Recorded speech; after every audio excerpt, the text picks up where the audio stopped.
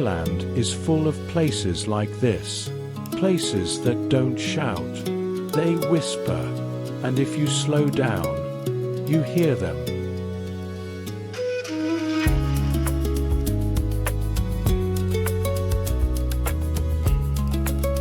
The moment you step inside, everything changes. The noise fades. Time feels different. And you realize, this isn't just a building.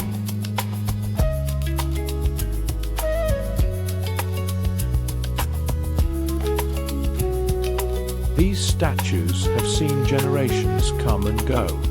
Wars, peace, love, loss. Yet they remain still, calm, grounded, unshaken. People pass through, taking photos, making memories, but the temple stays. From above, you see how small we really are, and how powerful stillness can be.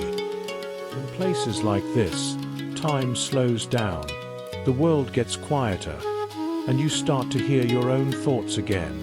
I'm Samsonite Mike, exploring the hidden spiritual side of Thailand. If you enjoy these journeys, you can support me at buymeacoffee.com/Samsonite Mike on tour. Like, share, and subscribe, and I'll see you at the next temple.